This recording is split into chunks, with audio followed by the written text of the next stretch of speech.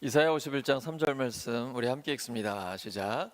나 여호와가 시온의 모든 황폐한 곳들을 위로하여 그 사막을 에덴 같게 그 광야를 여호와의 동산 같게 하였나니 그 가운데 기뻐함과 즐거워함과 감사함과 창화하는 소리가 있으리라. 아멘.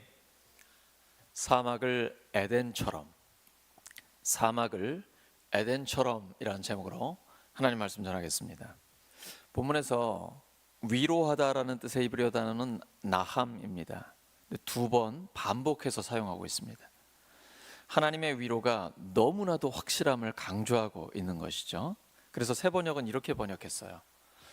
주님께서 시온을 위로하신다. 그 모든, 일부가 아니고 모든 황폐한 곳을 위로하신다. 교회, 목장, 가정, 우리의 삶의 모든 자리, 모든 황폐한 곳을 위로하신다.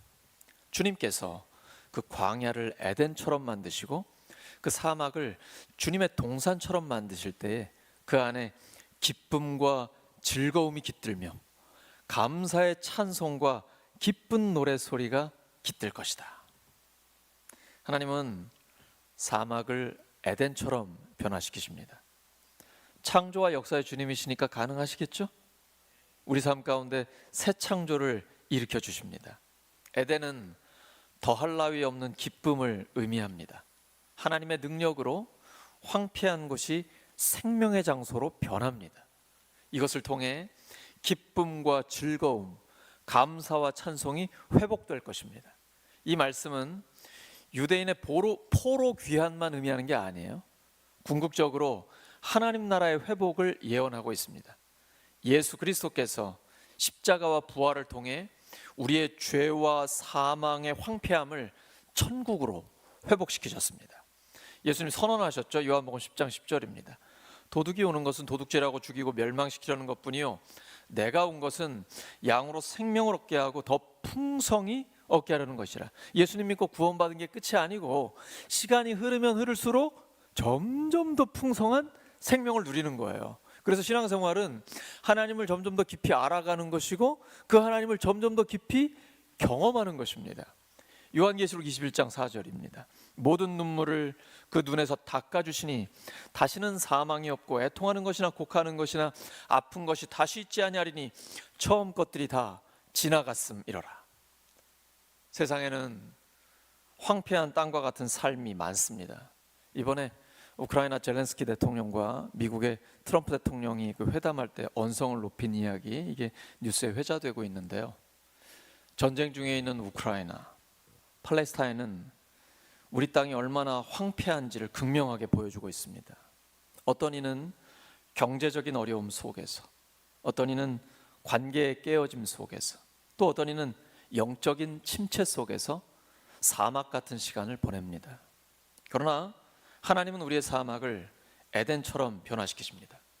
본문은 바벨론 포로에서 돌아오는 이스라엘 백성에게 주어진 위로의 메시지입니다. 그러나 이 약속은 단순한 역사적 사건을 넘어 하나님의 궁극적인 구원과 회복을 포함하고 있습니다. 오늘 이제 말씀을 통해서 우리에게 그러면 하나님이 어떻게 사막을 에덴처럼 변화시키시는가 말씀을 묵상해 보겠습니다.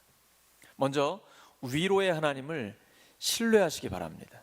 오늘 위로 두 번 반복하시는 것처럼 하나님은 위로의 하나님이십니다. 고난 속에서도 우리를 위로하시고 우리를 새롭게 하십니다. 고난은 거부한다고 해서 해결이 되나요? 고난과 고통은 아무도 피해갈 수 없습니다. 그러므로 어차피 피하지 못할 거면 고난은 직면해야 합니다. 군대에서 많이 쓰는 말인데 피하지 못하는 건 즐기라는 말을 하는데 사실 군 생활은 즐겁진 않습니다. 고난도 즐겁진 않아요. 하지만 피한다고 피해지지 않습니다. 모든 사람에게 이 고난과 고통은 삶의 일부입니다. 그러므로 고통과 친숙해지는 법을 배워야 됩니다. 고통과 함께 가면서 이걸 극복할 수 있는 지혜를 터득해야 합니다. 아이들에게도 고통이 있습니다. 어른이 볼 때는 작아 보이고 아무것도 아닌 것처럼 보일지 몰라도 아이들에게는 태산 같은 고통입니다. 의미 없는 고통은 없습니다. 우리는 고난을 통해 더 강해지고 아름다워집니다. 그리스도인은 환난 중에도 즐거워합니다. 왜냐하면 환난은 인내를, 인내는 연단을, 연단은 소망을 이루는 줄 알기 때문입니다. 사람은 실패를 통해서 하나님을 만납니다. 그러니까 우리 운동할 때도 패전이 하나도 없는 사람 있잖아요. 최강이라 계속 승리만 하는 사람 있잖아요. 좀 위험할 수 있어요. 실패를 경험해 봐야 자기의 약점을 보완하면서 훨씬 더 강해지거든요. 우리는 실패를 통해 하나님을 만나요. 고통을 통해서 하나님과 친밀한 관계를 맺어갑니다. 엘리야는 왕비 이세벨에게 생명의 위협을 받고 도망갔어요. 그때 하나님의 위로를 받습니다. 그리고 그 고통 중에 하나님의 세미한 음성을 듣고 회복됩니다. 다윗은 이것을 이렇게 표현해요. 시편 23편 4절입니다. 내가 사망의 음침한 골짜기로 다닐지라도 해를 두려워하지 않을 것은 주께서 나와 함께 하심이라. 주의 지팡이와 막대기가 나를 안위하시나이다. 지팡이로 이렇게 누워서 쉴 수 있도록 절제를 시켜주시고 막대기로 내 주변에 있는 대적들을 막아주십니다. 하나님은 우리의 고통을 공감하십니다. 십자가는 그 고통의 절정입니다. 우리의 하나님, 성경의 하나님은 고통을 경험하시고 이해하신 분이십니다.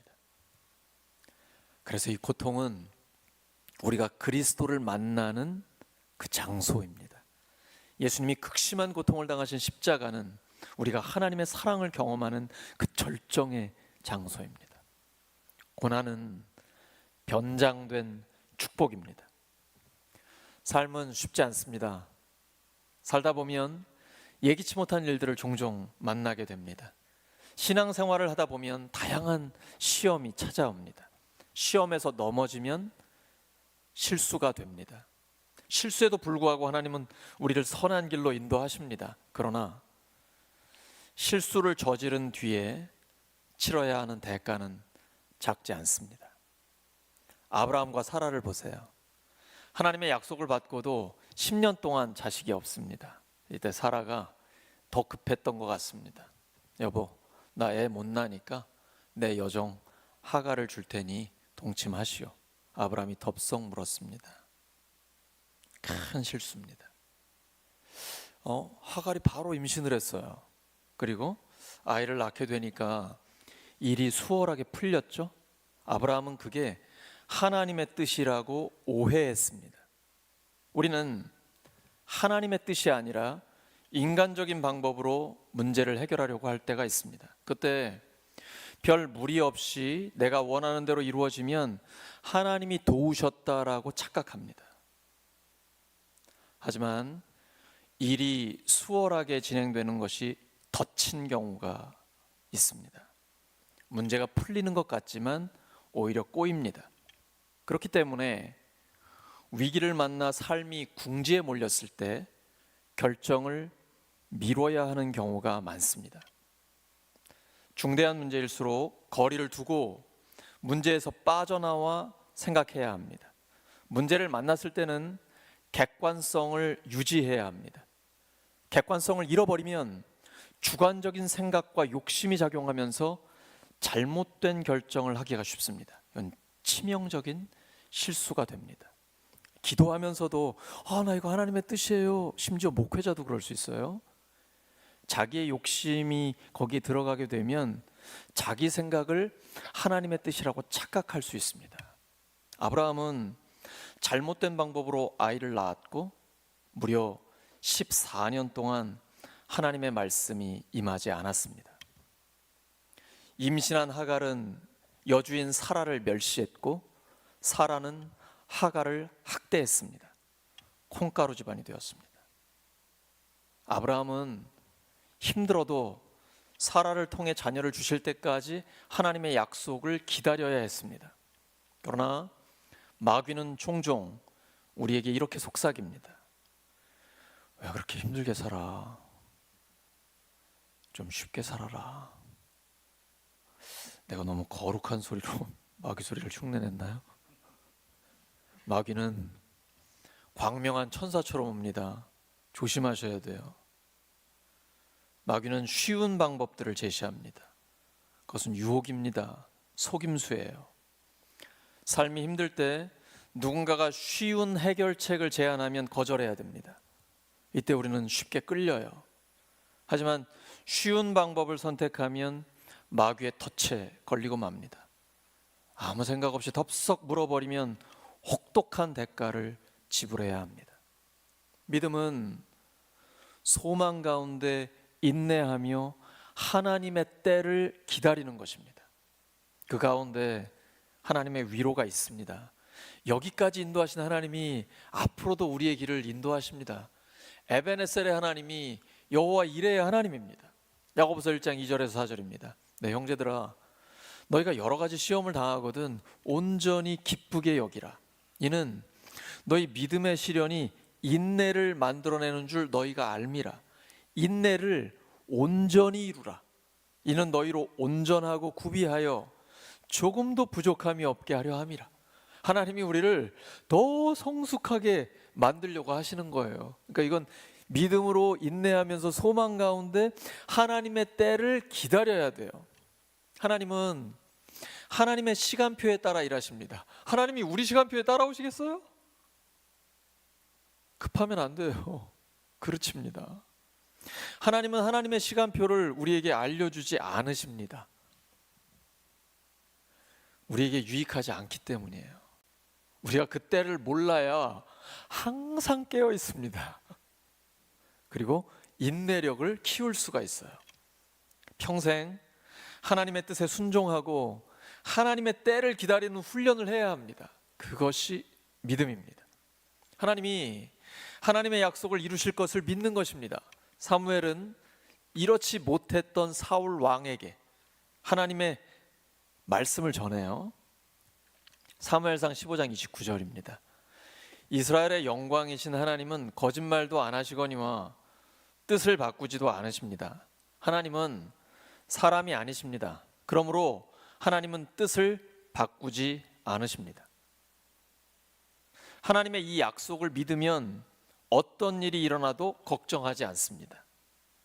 세상이 뒤집혀도 흔들리지 않습니다. 지금 서울 쪽에서는 광장에서 난리가 났습니다. 이럴 때일수록 그리스도인은 흔들리지 않고 하나님의 말씀으로 중심을 잡아야 합니다. 모든 것을 합력하여 선을 이루시는 하나님의 약속은 반드시 이루어집니다.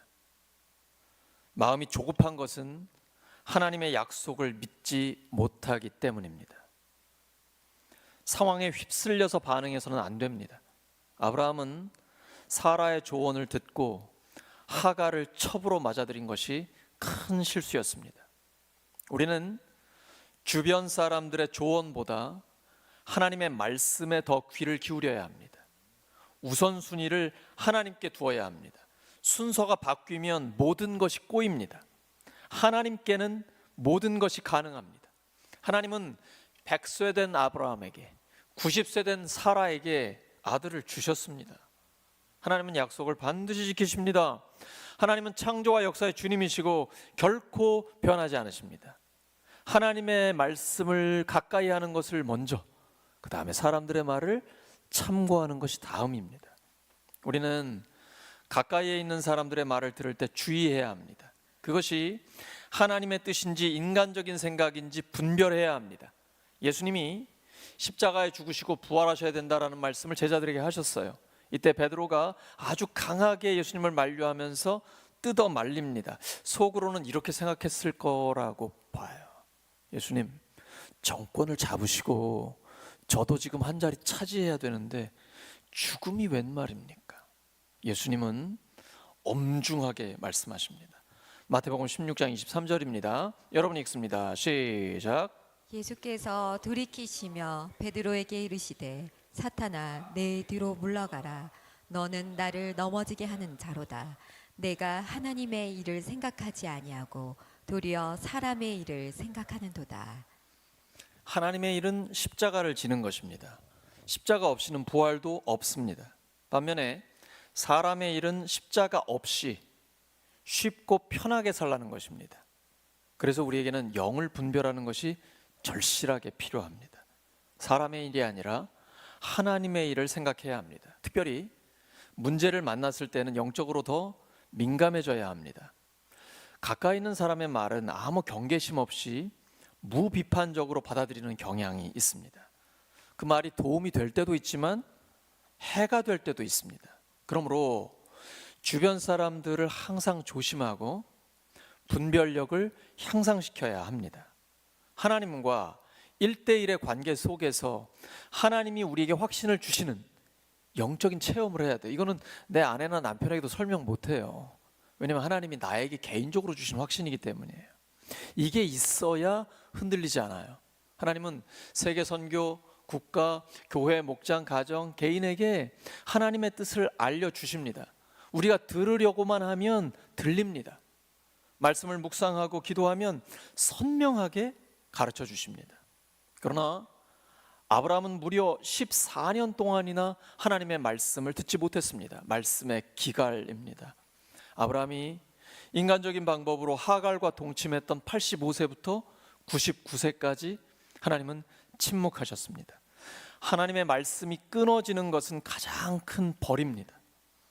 아브라함과 사라에게는 엄청난 고통의 시간이었을 것입니다. 이것은 불순종한 아브라함과 사라에 대한 하나님의 징계입니다.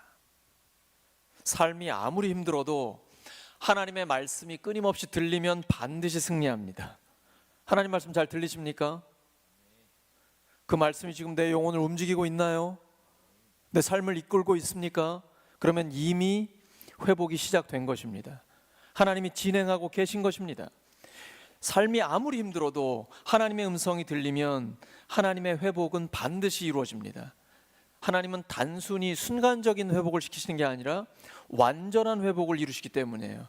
우리를 그 약속이 성취되는 하나님의 말씀에 근거해서 위로해 주십니다. 그렇기 때문에 우리에게 큰 힘이 되는 거예요.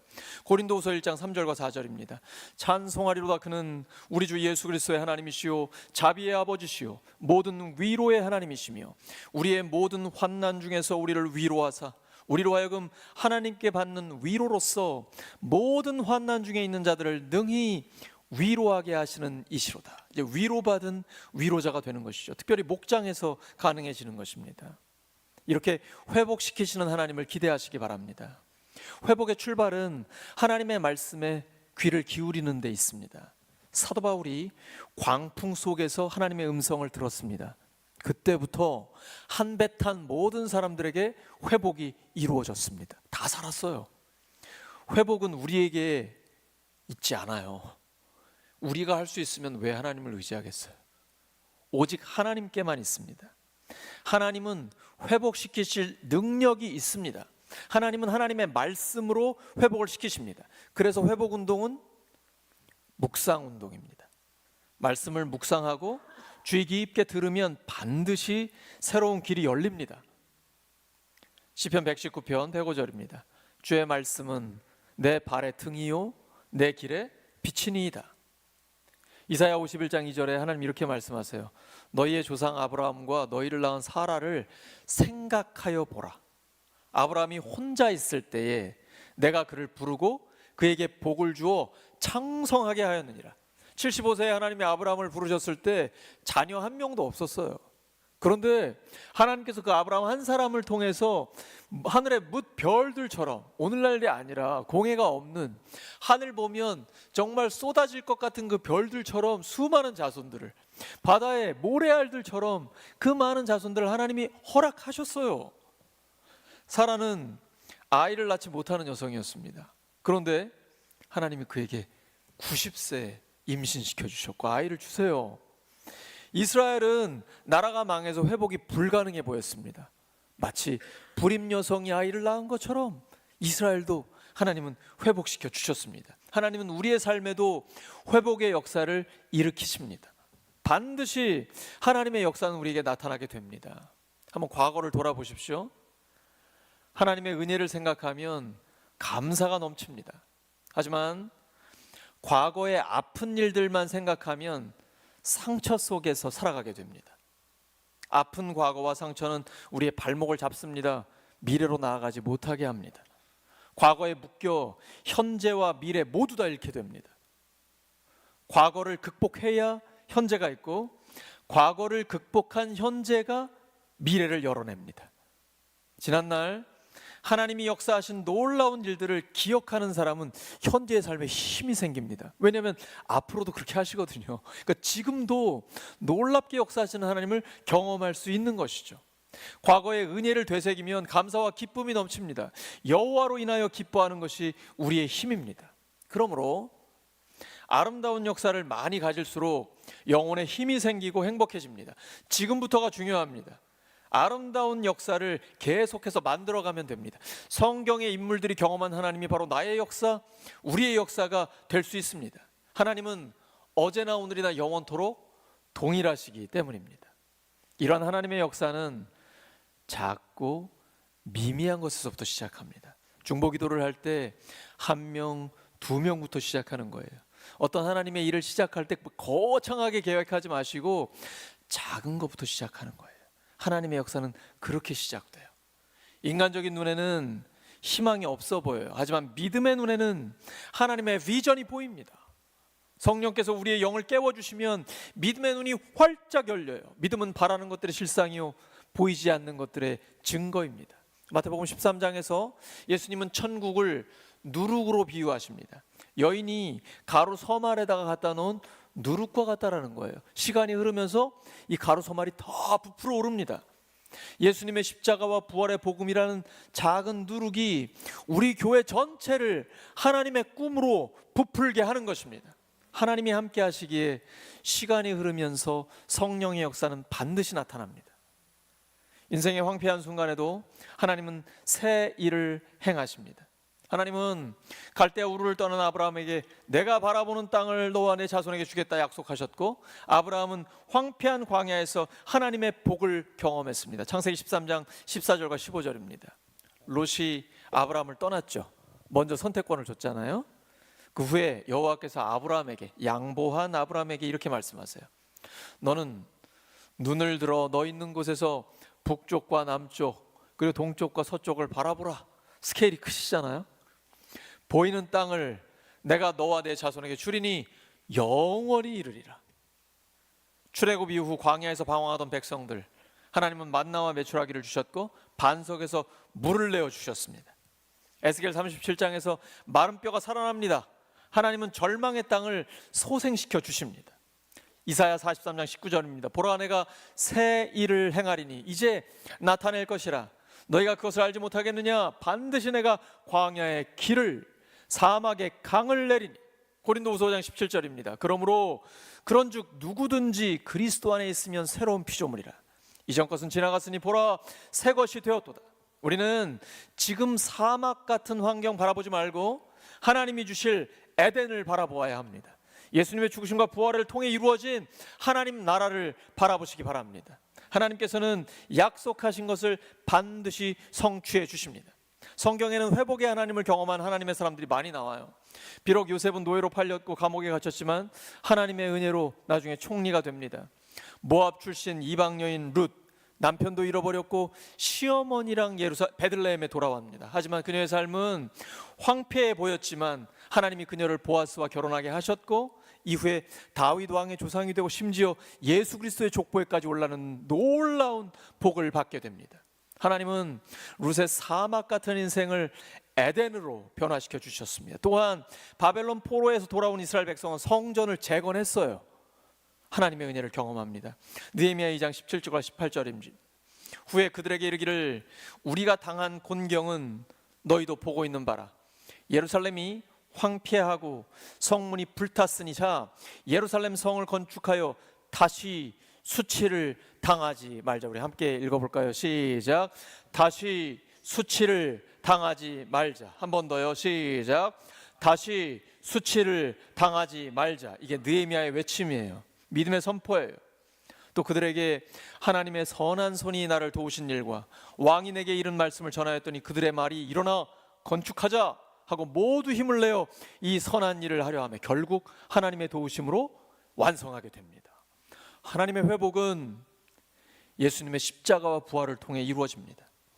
십자가가 절망처럼 보이지만 부활로 완전한 승리를 이루게 되는 것입니다. 하나님 우리에게 회복을 약속하셨어요.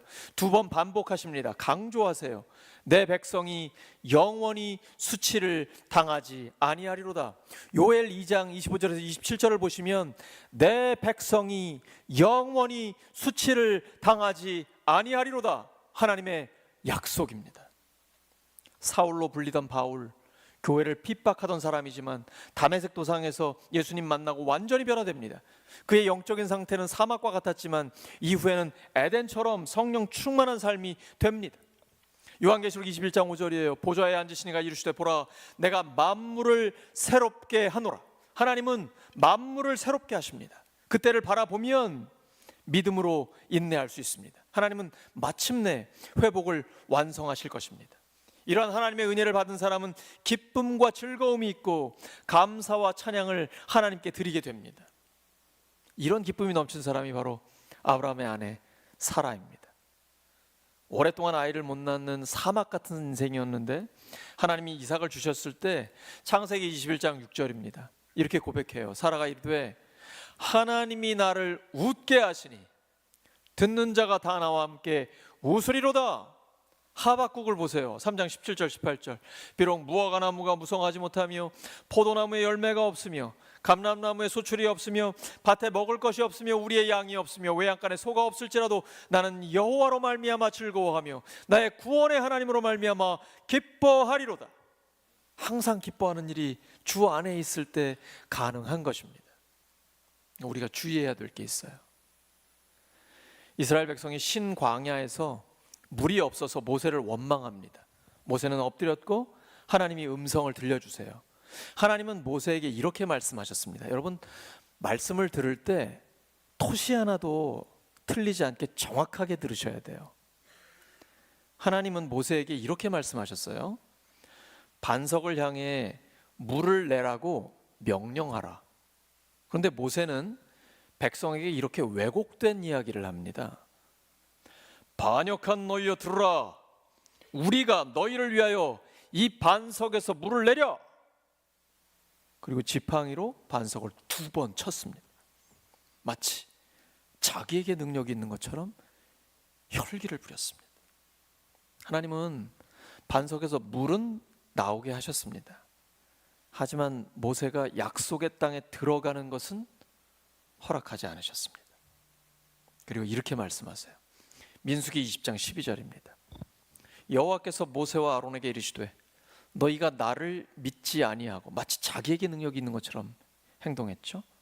하나님을 믿지 아니하고 이스라엘 자손의 목전에서 내 거룩함을, 온유함과 겸손함으로 해야 되는데 하나님의 거룩함을 나타내지 아니한 고로 너희는 이 회중을 내가 그들에게 준 땅으로 인도하여 드리지 못하리라. 우리는 이래서는 안 됩니다. 끝까지 온유함을 유지해야 합니다. 그것이 우리가 살 길입니다. 능력은 우리에게 있지 않습니다. 오직 하나님께 있습니다. 하나님을 믿고 하나님의 거룩함을 드러내야 합니다. 우리는 오직 하나님께 감사와 찬양을 드릴 뿐입니다. 사랑하는 우리 울산교회 성도 여러분, 하나님은 사막을 에덴처럼 변화시키십니다. 하나님은 반드시 위로를 주십니다. 위로의 하나님을 신뢰하고 회복의 하나님을 기대하며 기쁨과 즐거움이 넘쳐 하나님께 감사와 찬양을 드리는 우리 모두가 되기를 예수 그리스도의 이름으로 축원합니다. 이 시간 말씀 기억하면서 합심하여 기도하고 성찬 예식을 위해서 함께 기도하겠습니다. 하나님 아버지, 사막을 에덴처럼 바꿔주시오. 성찬 예식을 통해 예수님의 피를 나눈 하나님의 가족임을 확인하시오.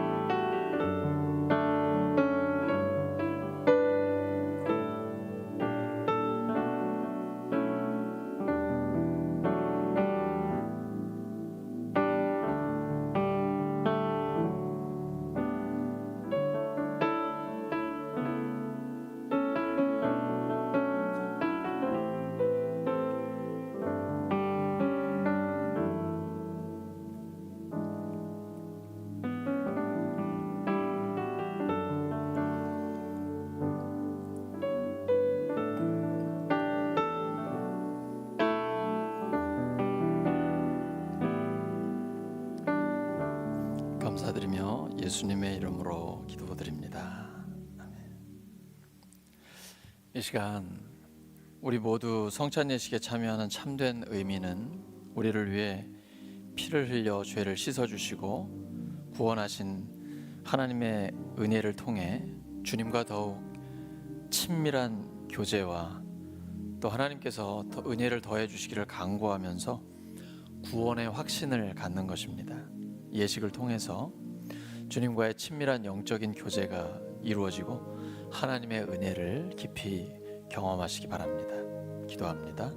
하나님 아버지, 오늘 주님께서 정하신 거룩한 성찬 예식에 우리 모두 참여하게 해주셔서 감사합니다.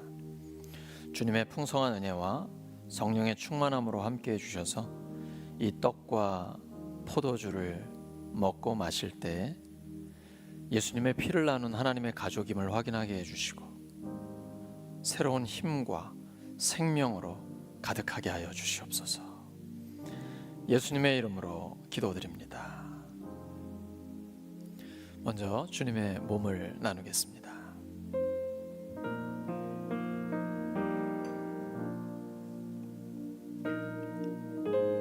주님의 몸입니다.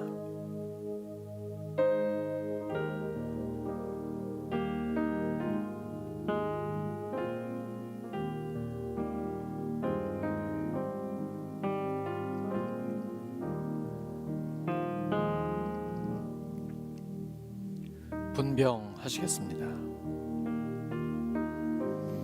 주님의 몸입니다.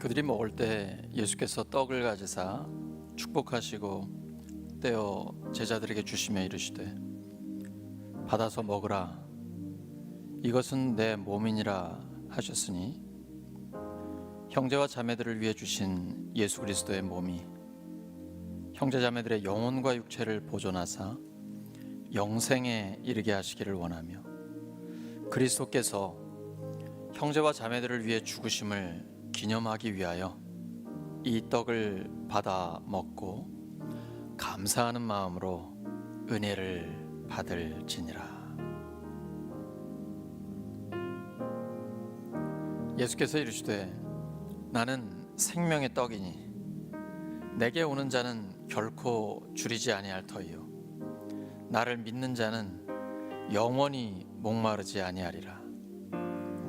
진실로 진실로 너희에게 이르노니 믿는 자는 영생을 가졌나니 내가 곧 생명의 떡이니라.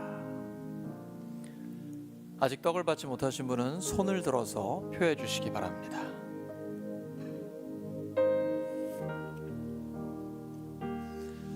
하나님 아버지, 저희는 저희들 자신의 의로움으로는 주님의 성찬상 앞에 감히 나올 수 없습니다.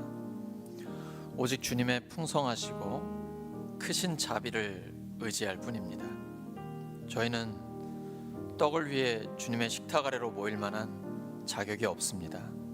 그러나 주님은 언제나 자비가 풍성하신 동일하신 하나님이십니다. 주님, 저희에게 은혜를 베풀어 주셔서 저희로 하여금 예수 그리스도의 살을 인해 깨끗하게 하여 주시옵소서.